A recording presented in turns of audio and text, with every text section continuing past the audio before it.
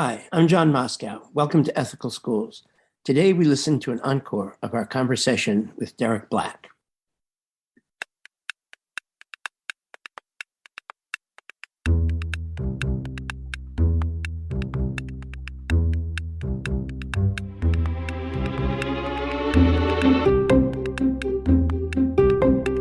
I'm Amy Halpern-Laff. And I'm John Moscow. Welcome to Ethical Schools. Our guest today is Derek Black. Professor Black is a professor of law at the University of South Carolina School of Law. The focus of his current scholarship is the intersection of constitutional law and public education, particularly as it pertains to educational equality and fairness for disadvantaged students. His most recent book, published in 2020, was Schoolhouse Burning: Public Education and the Assault on American Democracy. Welcome, Derek. Thanks for having me on. It's a pleasure to be here. Schoolhouse Burning is subtitled Public Education and the Assault on American Democracy. Why did you choose that subtitle?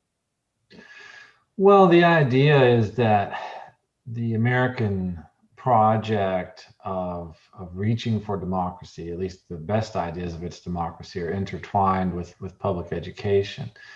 And therefore, attacks on public education are attacks on democracy itself. And, we look at the last 10 years in particular, what we see is a pretty consistent attack on our public schools, on the very idea of public schools. And I want to alert folks to the idea that if we sacrifice our public schools, we are jeopardizing our continuing commitment to our highest ideas of democracy as well. Mm-hmm. Education isn't mentioned in the Constitution, but has been central to these battles over access and equity throughout our history. You point to the period of Reconstruction after the Civil War, especially 1865 to 1870, as fundamental to our understanding of the role of government in education. Why is this period so critical? Well, that period is critical because that is the time in which we go from a nation in which fewer than half of the states guarantee access to public education in their state constitutions to a nation in which about 80+% guarantee public education in their constitutions. And within a few more years, we're at 95%. So that's a transformational moment. It's also important because this doesn't happen by accident. This happens by congressional mandate. And, I'd also would note, you referenced the point that the word education doesn't appear in our Constitution, but I dwell on this quite a bit in my book and say that we actually had a national federal commitment to public education before we even had a United States Constitution. Many of us, think of the Constitution as being there at the nation's founding. That's not the case, right? At the beginning, we declare independence, and then once we win independence, we have Articles of Confederation. So we were really operating as a loose net group of partners or an ally, a league of friends, as they called it. And so the Continental Congress, prior to even moving to have a United States Constitution, they passed the Northwest Ordinance, and it mandated that every new territory that wanted to be a state would guarantee education in those states, and actually plotted out and required that schools be at the center of every single town and location in the remainder of all the lands that the United States held. Derek, what is the extent of the education that's provided or promised in most of these state constitutions?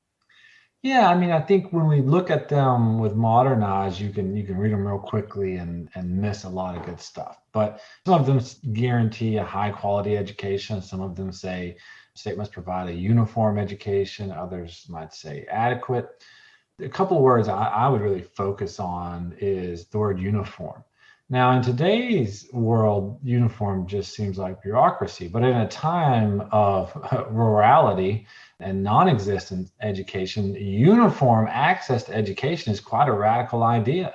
So that word uniform is very important in my mind. But we also have, and this is one that even I had missed until more recently, that these Southern state constitutions in particular have the phrase, a system of schools, quote, open to all. That open to all idea is quite radical because what it is really doing is emphasizing the idea of equal access for low-income kids, and believe it or not, equal access for African Americans. And in fact, that phrase in a few states was explicitly debated in terms of the question of school integration, right? That if we have a constitution in 1868 in South Carolina that says the schools must be open to all, does that mean that white and black children have to be allowed to go to the same school in the state of South Carolina in 1868? And I can tell you that a Constitutional Convention delegate said, yes, that's exactly what it means. And others said, well, the white kids might not show up if we do that. And they said, look, this is a model society we're building here. And if they don't show up, it's on them, but we're not going to compromise our ideas.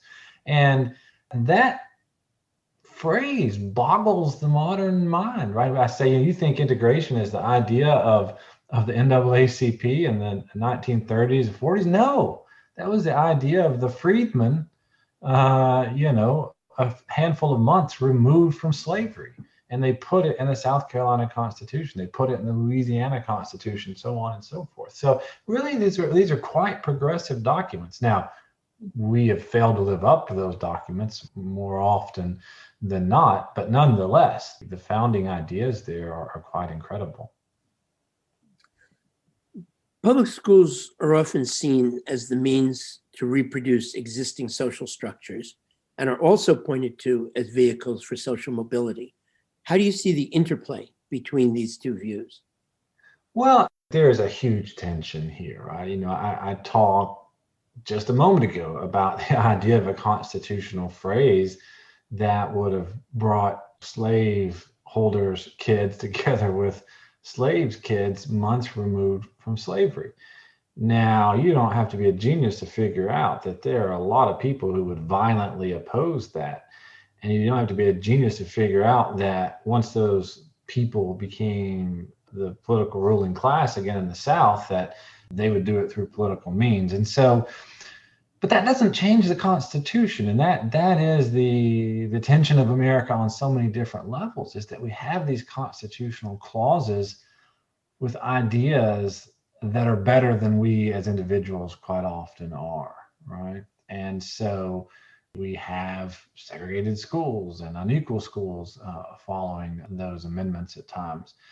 I often, and I quoted in the book, that Abraham Lincoln gave a speech during the primaries or during the first election when he was talking about the fact that our forefathers, when they wrote the Declaration of Independence and other things, that they knew good and well that people were still held in slavery at that moment in time.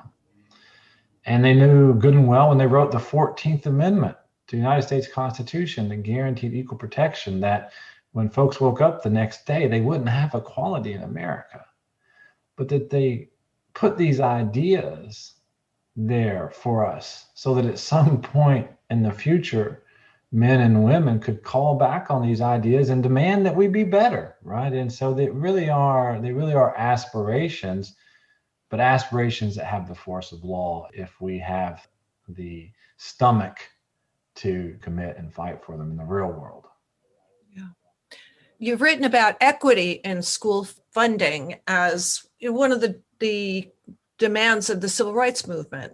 How can we achieve that? Well, unfortunately, the Supreme Court is a big piece of this puzzle. It's not the only piece, but it's a big one. And we had a Supreme Court that was committed to enforcing the Constitution and equity and things of that nature for a period of time.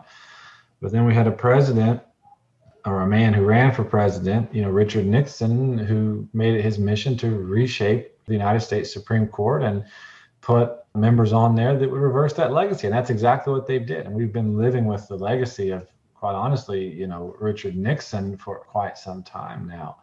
I fear that we could have a new legacy of the most recent president that we live with for quite a long time. And so all that's to simply say that the federal courts are not necessarily the place where we're going to find that equity now.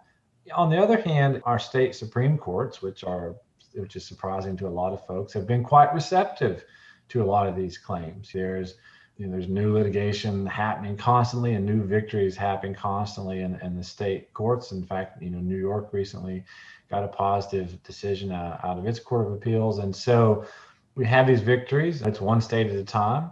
But even once you win the courthouse, right, then you have to get a legislature to pass new legislation. So that really means grassroots people not believing that simply because it's written in a constitution or written in a court decision that it will happen, but that rather they call their political leaders to account for and hold them accountable for what's in the Constitution and what's in the court decisions. So that is ultimately it is a public information campaign, it's a litigation campaign, and it is a legislative campaign to make equity happen. And then it's a people thing. I think that's one of the things that gets forgotten by folks in DC and state capitals, which is, and of course you guys know, particularly on this podcast, that learning happens between human beings, happens between one man or woman standing, or even going outside those terms, an individual standing in front of the classroom and creating a safe space for kids to learn. So all the good intentions and all the good laws in the world will not produce good education unless we've got, to use your terms, or ethical persons in front of the classroom, trying to do the best by our children. You were just talking in terms of court decisions, for example, saying what must happen, that there must be equality or equal funding or whatever. Do you have particular thoughts on logistical methods that you've looked at, whether it's doing this through additional targeted state funding? I know EdBuild was proposing moving the property tax bases from the local school districts to a broader basis, maybe countywide in some situations. Are there things you've seen that could be implemented if there were the political will that would have some of this effect? Yeah, certainly the general principle is that the more schools are funded locally, the more likely they are to be unequal. At the same time, I think it's wrong for anyone to think there's only one policy way to get there. I would say that the general solution to that is, again, number one, for states to take more responsibility. But sometimes we use that word equal. Equal isn't equal. What we really need are students with the highest needs getting the most resources. So we have to have progressive funding systems whereby predominantly low-income schools get anywhere from 40 to 80% more than other schools. And the tricky thing about, I don't want to get too wonky here, but the tricky thing about school funding is that nearly no matter what percentage of school funding the state is responsible for, the real question is, how much is the state going to make up for the variations that are created based upon that local amount? So even if it's only 10%, right?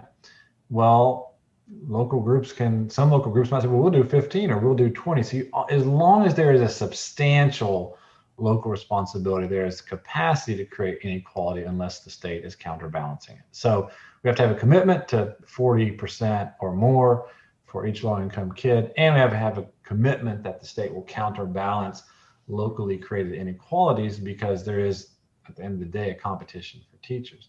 Now, how do we get there? And this goes to my point about there is no one way. I wrote a paper about 2 years ago that was called Abandoning the Federal Role in Education. I wasn't advocating for it. I was describing the status quo of the Every Student Succeeds Act, which basically handed over an enormous amount of authority to the states, or relinquished it back to them, and they did whatever they wanted to. In that paper, at the end, though, I call for the feds to quadruple their current level of funding for low-income students. The feds only pick up about 10% of education now, and even my quadrupling wouldn't lead them to 40. It would just focus them on the low-income kids. I think that dollar amount would move us to about 80 billion a year or 60 billion a year for low-income kids. Senator Warren picked up that idea and put it in her presidential campaign policy platform. And the key, as I said, and she picked it up, is not necessarily the precise amount of money that the feds give to the states, but rather the conditions for that, right? The federal government has been giving out money to states since the 60s for education, or substantial amounts, but they've never conditioned that money on equitable results. And one of the reasons is they've never given states enough money for states to say, yeah, that's a deal that I'll take. So what I calculated in that paper is that I think, the overall cost of getting that additional funds for low-income kids is, I don't know, 120, 150 billion, that if the feds would commit to covering half of that it actually could be a deal too good for the states to pass up. You give us half, we'll close the other half. And what I also say in that paper is that, and in those proposals, is that the feds should not precisely dictate how the states do that. They should only look at the outcome. If you want to do it through local property taxes, fine. If you want to do it through state income taxes, fine. If you want to do it through lotteries, fine. On and on and on. The real question is, when you submit us data at the end of the year, we want to see that you are closing this funding gap. And I also likened it to Title IX, which is our sex equality statute, which with athletics didn't require that athletics be equal overnight, because that just wasn't going to happen. But what they did require was progress each year, or there's some other mechanisms. But I also say, look, what we really ought to do is tie states to making a certain amount of equitable gap closing over the course of 10 years. And I do think that in a mere 10 years, which, I understand there's a lot of kids going through, but then in 10 years, we could go from a situation in which low-income kids on average receive about $2,000 less per pupil than their peers, to a situation when they are receiving more than that and up to the level in which they actually need. That would be transformational in 10 years for us to do that. Joe Biden has been moving the direction of those levels of funding, but there has been no conditions attached to them to achieve the results that I'm talking about. So shifting from what would be nice to see, such as increased funding and increased equity, to one of the other things that you talk about a lot in your book, what is the current landscape of voucher laws around the country? I don't know if it's a good term, but I've called this the voucher spring, because this is the year when we have seen more voucher legislation than at any prior point in our history. The other irony is that Betsy DeVos is gone. In some respects, this voucher spring is the Republican Party trying to prove that it's Trumpier than other Republican Party members, or that they're Trumpier than Democrats or whatever. It's almost just sort of like an ideological credential, right? How pro-voucher can I be? Because she really did, typify in some respects really, really bad stuff. So see that legislation in lots of states. We've seen it passing, and so it's been an enormous year. The only thing kind of slowing it down is the legislative calendar running out in June. That some of those may have sort of run out of time, but I suspect we'll see more of them taken up in the fall and the next year. Are there some concrete Can you mention some specific examples of states? Yeah, Kentucky passed a huge new bill. West Virginia passed a big bill. Ohio passed a big bill. Yeah, I think there's about 20 new voucher legislation this year, I think, which is actually a huge number when you think about it. Now, some of those are brand new programs, and some of them are expansions of existing programs. But the voucher expansion also intersected with also the vilification and the COVID issues, right? Somehow or another, that COVID was schools' fault and schools would do their job, et cetera, et cetera.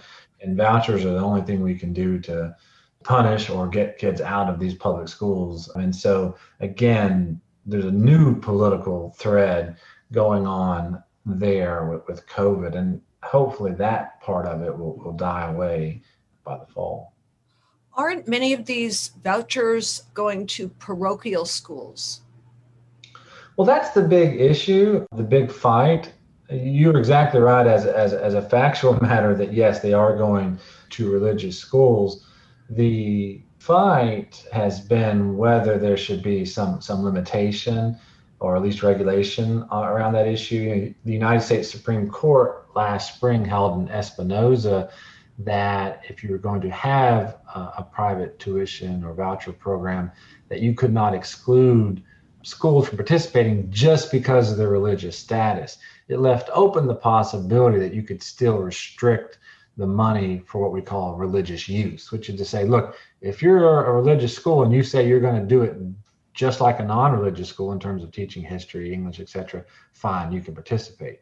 But if what you're going to do is take this money and teach religious doctrine, well, then we're not going to allow that. That would be the principle that many folks are fighting for. It's where the anti-vouchers crew would say, at the very least, we have to restrict this money being spent on religious instruction or goodness forbid, on discrimination itself. Unfortunately, very few, if any, I should say if any in research, I'm not sure hardly any of these new voucher states actually prohibit discrimination in the schools receiving these funds. And as someone pointed out, there's a little bit of a demographic mismatch here, which is in the states that are most likely to impose anti-discrimination norms on vouchers, they're so anti-voucher that they won't pass a voucher bill at all, and so this becomes a non-issue. Whereas in states that are less likely to be concerned with anti-discrimination norms, well, they're actually the ones most likely to actually like vouchers, and so you have vouchers moving forward largely without any restriction or regulation on them. What about charter schools? I mean, we've seen a proliferation of these charters, especially those operated by large charter school management organizations. What is their impact? Well, the funding impact is enormous because we have more and more students coming out of the traditional public school and going to the charter school system, and that reduces resources for public schools. Now, the charter school advocates would say, well, you've got fewer students to teach, therefore it's not costing you. Maybe you're even saving money. And the point, that I always make is imagine an idyllic school system with one or two high schools and one or two middle schools and 3 or 4 elementary schools, and they lose 500 kids to a charter school. The electricity bill at each and every one of those schools are going to be the exact same, whether they do or don't have those 500 kids. They're going to run the same exact bus routes, go on and on down the list. The costs actually don't change very much at all. Cafeteria costs could change some, but they stay pretty steady. So you now have a school that is tasked with doing relatively the same job, but has fewer resources.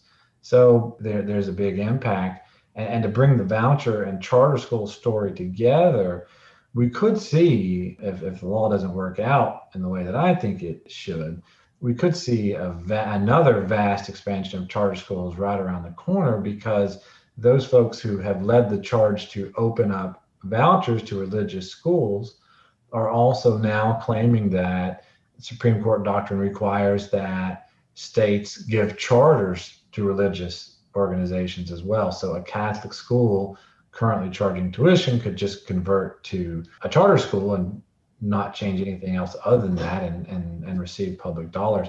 That would turn the school funding world upside down because of the number of new resources flowing out of the public school system. So we've got serious challenges that have been around for about a decade and have only gotten worse over time. We've been talking about the proliferation of charter schools. Why has it taken so long over the past few decades for the voucher laws to become so widespread? I mean, they were originally proposed maybe in the 70s or so, but then they didn't really catch on that much until, as you're talking about now, there's this whole explosion. Well, the vouchers have a sordid history. The first voucher programs came into existence during the South's attempt to resist school integration. And the idea was, we'll just close the public schools, we'll give everyone a voucher, and then we'll have private white academies and private black academies. And so civil rights organizations and elders in the black community have a strong mental aversion, I think for good reason, to vouchers. And so that has limited their uptake in communities of color. And the people pushing the vouchers have often made it under the argument that we want to give these vouchers out to help the most disadvantaged students, right? They're trying to use communities of color as sort of a poster child of sorts. Well, the communities didn't want them for the most part. And so that was one big issue. The other one was charter schools, whatever critique one may or may not have of them, they have, a lot of aspects of publicness to them, right? And so those have been popular in a lot of communities of color. And so if choice was what a family wanted in a struggling school district, well, charters were offering that. And so the vouchers didn't really take off.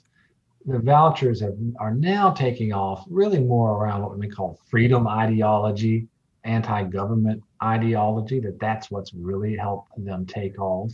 And also the claim that somehow or another that white individuals of religious faith are oppressed in the public school system and that they need freedom just like everyone else. And I think that has accelerated, the uptake of them as well. You've said that today's battles over charters and vouchers are different from previous education battles because they're really undermining the very concept of public education as something that the government should be doing. Could you elaborate on that at all? Whatever great ideas, and there are plenty of great ideas in our theory of public education across time, as I always like to point out, those great ideas were not immune to racism, right? And so we have seen attacks or sort of issues within the public school system, but the idea, we go back to sort of Jim Crow segregation following Reconstruction, we go back to sort of the backlash against integration in the 1960s. Those aren't attacks on the idea of public education. Those are attacks on Black and brown children. We don't want to go to school with those kids, or we don't want to fund their education. We're fine with public education. We're just not okay with them. As people used to say with integration, our resistance to integration, it's not the bus, it's us that you have a problem with. So the problem wasn't with public education, it was with some of the children it was serving. And what has changed now is that it is an attack on public education itself. That in this sort of modern iteration, it's not, there certainly are racial undercurrents motivating and motivating lots of individuals, but the public rhetoric and the public policy is actually asserting that public education as an idea is flawed, that government schools are wrong, that freedom of all individuals to go and pursue their own destiny in the private sector is where we need to move on. And so that is an attack on the education of poor rural white children. That's an attack on the education of students of color. To some extent, that's also an attack on suburban communities, that diverse or not, who want to maintain a public system that brings people together. So it is a wholesale attack in my mind on the idea of public education that's occurring today. Well, isn't some of this libertarianism just thinly veiled selfishness? Well, maybe, yeah. I mean, I think there definitely, it depends on, I think it's a diverse constituent. So you limit it to libertarianism. I think part of the libertarianism movement is naive ignorance, and some of it is selfishness, as you say. Some libertarians, particularly the ones like the Koch brothers that really fund these movements, believe that the public education system simply extracts wealth from rich people and sends it out to educate poor kids, and that's wrong, that we are stealing their property to educate other kids. And so that is selfishness. I think there's a good deal of ignorance there as well. I think we have a lot of thinkers that say, look, do you really want to be rich and live behind armed gates? Is that actually a better world for you? And I think that the Koch brothers of the world would probably say, no, I don't think they want to live behind, or hopefully they don't want to live, or hopefully there's not many of them that want to live behind armed gates. But somehow or other, they think that the free market and individual motivation would somehow or another make public education better, or education better overall, if the government just got out of it. And there's no evidence of that in history. In fact, the public education system comes into existence because the private system is incapable of serving the many different needs of the students of this country.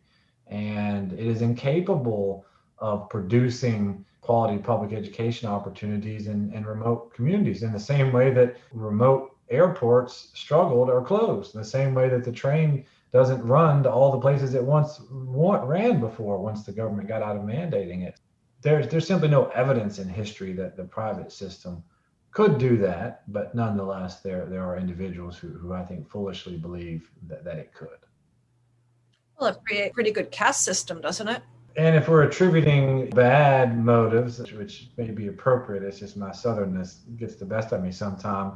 Yes, it could certainly be bad motives. And I do talk about this a little bit in my book, and so far as I say, look, privatization rates, whether through charters or vouchers or combined together, are highest in the places where there are higher percentages of students of color. Privatization is not an issue in Montana.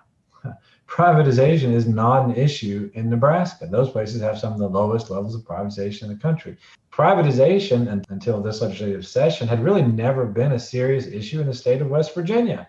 Now, there's some Trumpism going on there that I think has moved them a little bit. But whereas, you look at where African American and Latino children live at, it's off the charts. And it is because I think at a subconscious level, even if not stated explicitly, that white wealthy individuals, and maybe middle income white individuals who perceive themselves to be wealthier than what they are, don't want to pay for the education of anybody other than their own children. And I get the sense, in addition, from some of what you said, that one of the underlying factors is to reduce the taxes of the very wealthy because vouchers and charters generally get less funding than public schools. And therefore, what you're doing is lowering the amount of taxpayer money that is going towards education. So in a sense, it's sort of the opposite of the struggle for more funds for public education. They're saying that if we switch the whole model, that we're reducing the government footprint because we're reducing the amount of money that is allocated towards education. Am I understanding correctly?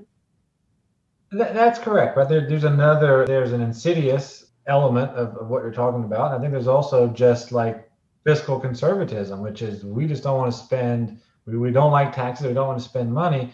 And how can we reduce the education footprint? And, we spend less per pupil on vouchers and charters than we do in public schools. And so it is a way of getting them outside the system. And I also would note, and I think relatively few people appreciate a key premise of what you're hitting on, John, which is that once you get a child off of your books, well, I should say in year one, you move a kid from public school to voucher or public school to charter, and maybe you incur a $2,000 per pupil savings or something like that from the state level. But that savings actually grows over time, right? Because you're not obligated to increase the voucher benefit on a year-to-year basis.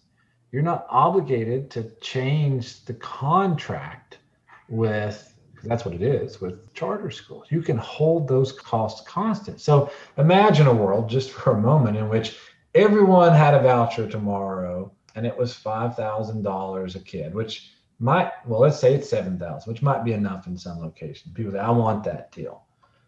But then fast forward 10 years from now and your child's in high school and costs have gone up and now tuition's $10,000 and the school says, well, we need you to make up the other $3,000 to the family, and the family goes to the legislature, and the legislature says, forget that, right? That's your responsibility. We've moved towards this libertarian system that Amy was describing earlier. Like, we're giving you a little bit of help here, but education, that's the family's responsibility. In the same way that it's your responsibility to feed yourself. So food stamps don't make ends meet. That's not our problem. And that is exactly what a voucher and potentially a charter system can begin to look like, as opposed to a public system, which is voted on, which is constitutionalized and has all these norms.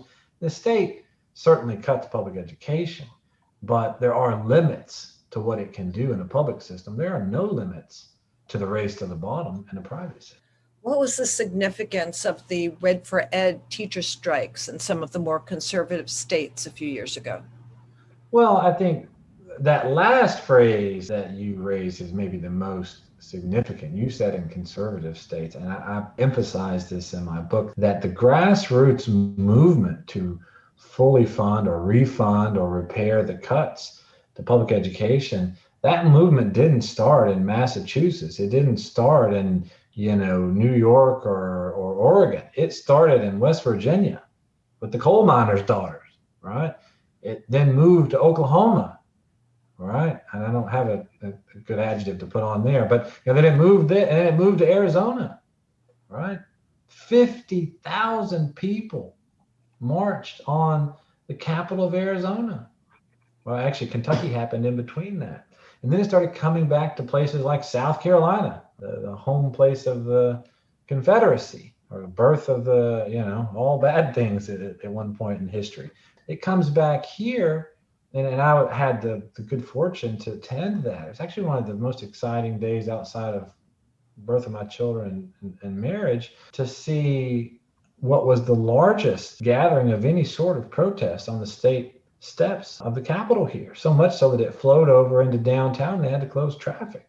So the significance is that things had gotten so bad that even in the reddest of red places, people weren't willing to take it anymore. But the other significance is that maybe red and blue don't really matter when we understand what public education does, right? The public education, and I talk about this a lot in my book, historically has always been a nonpartisan issue. That's not to say that Democrats and Republicans don't disagree. They disagree all the time, but no child left behind. Like it, you don't like it, 85% of Congress voted for it. Every Student Succeeds Act, like it, don't like it, 85% of Congress voted for it. During a period, right, this is the Obama presidency, when they couldn't agree on the time of day. If Obama said first letter of the alphabet is A, the Republicans would have said, no, it's Z or W or U or V, right? 85% of Congress votes in favor of this. So I think the fact that these things took off in red states and places we didn't expect them sort of reaffirmed my notion of how fundamental the average person's commitment to the idea of public education is. Doesn't mean they're not infected with racism and other things at times, but that fundamental commitment there. So that was very exciting, and it educated the public about how much had been cut out of the budgets and how far we needed to go. Unfortunately, COVID interrupted that, but it really was an important moment in history. What's your response to a low-income parent of color who says she's choosing a charter school or a voucher because she can't wait for her local public school to improve? What would you say? Yeah, I would say I can't second guess that decision. He or she might say, wait a minute, I thought you just wrote a book that was railing on these things. And I think the thing I emphasize is that what I am really railing on are state legislators who refuse and have refused, in some instances for as long as the history of these education clauses have existed, have refused to fully serve poor and minority students. And if a state refuses to provide an adequate and equal education, I am highly sympathetic to those families to do whatever they feel is necessary and best for their children. But my response is that a handful of individual choices and one-off, options will not remedy the fundamental challenge of delivering equal and adequate education to all our children. And so we have to take that issue to our states and insist that they live up to their obligations. So, those families, unfortunately, are put in an untenable situation, and they have to do what they think is best for them. And when you say we, what kind of movement or coalition are you envisioning to fight against these charter and voucher movements? Well, when I say we, I think about my most direct colleagues, but I also think that we have to understand that we to be much, much bigger, Amy. And that is to say that when the state refuses to fairly and fully fund adequate education, it's not just doing a disservice to students of color in New York City or Newark or wherever it may be. They're doing a disservice to rural children, poor, white, or otherwise across the country, that the refusal to have an equitable school funding system, for the most part, only accrues to the benefit of relatively upper middle income suburban schools, right? And everyone else is left to fend for themselves. And so when I say we, I think what I mean is that the high poverty, student of color communities in some of our large cities have to understand that they have allies or need to establish allies with folks in other communities, because with vouchers, for instance, to sort of make it concrete, the thing that I often say is, of course, our civil rights advocates in our urban centers are fighting them because they see the most immediate effects of this, but they need to engage the rural communities who haven't seen a brick laid, a bus bought, or a fully staffed school in decades. And those communities, those rural communities, should be outraged that in their moment of need, that the state's number one priority is a one-off set of vouchers, right? And that fact, that dichotomy shows us that these individuals pushing vouchers and one-off charters really don't have the interest of the people, and I mean broadly speaking people, in their minds. They're serving a narrow ideological end that goes back to, the comments that you and John have been raising about selfishness or lower taxes and other ulterior motives. Because I think when we see that larger system and how many people are disserved by it, we have to see that there's a lot of people getting the short end of the stick. Going back to this question about what kind of movement is needed and what kind of coalitions, you focused, of course, on funding issues. How do you see this fitting in with some of the other demands about what education should be about? What are going to be the combination of things that will motivate large numbers of people? Is it strictly funding, or is it part of a broader set of questions? I think the funding one is actually the easiest one. Everybody likes money, right? Everybody wants more money for their schools. And I think building coalitions around that are not difficult if you understand the underlying facts and what's happening. But money is a necessary but insufficient condition for quality education. And I talk about this towards the end of my book, that if we think about the ideas of public schools as bringing folks together, we're not talking about bringing folks together who are already together or already alike. We're talking about bringing diverse communities and dealing with difference and learning how to build a better society or better or good values in the microcosm of education. And that means, right, racially diverse and socioeconomically diverse schools.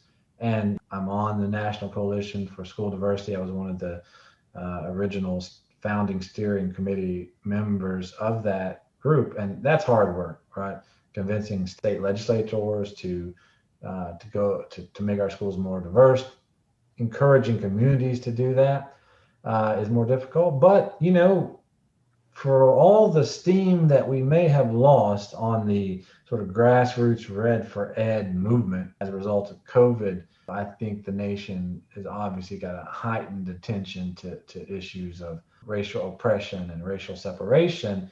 And I think the percentage of people who are open to more integrated and diverse schools, I like to believe is actually a little bit bigger today than it was yesterday and the day before, that it is a growing and expanding movement. How long will it continue to grow and expand? I don't know. What's the tipping point that we can do something? I don't know. I can tell you that last year, that National Coalition for School Diversity was intricately involved in a school diversity bill that did, in fact, pass the House, the United States House of Representatives last year. We expect it to pass again this year. And, in the Senate it is an open question. But we are getting more leverage at the federal level as well. Thank you, Professor Derek Black of the University of South Carolina School of Law. And thank you, listeners. If you enjoyed this podcast, please share it with a friend or colleague. Subscribe wherever you get your podcasts and give us a rating or review. This helps others to find the show. Check out our website, ethicalschools.org, for more episodes and articles, and to subscribe to our monthly emails. We post annotated transcripts of our interviews to make them easy to use in workshops or classes. We work with consultants to offer customized SEL programs with a focus on ethics for schools and youth programs in the New York City and San Francisco Bay areas. Contact us at hosts@ethicalschools.org. We're on Facebook, Instagram, and Twitter at Ethical Schools. Our editor and social media manager is Amanda Denchi. Until next week.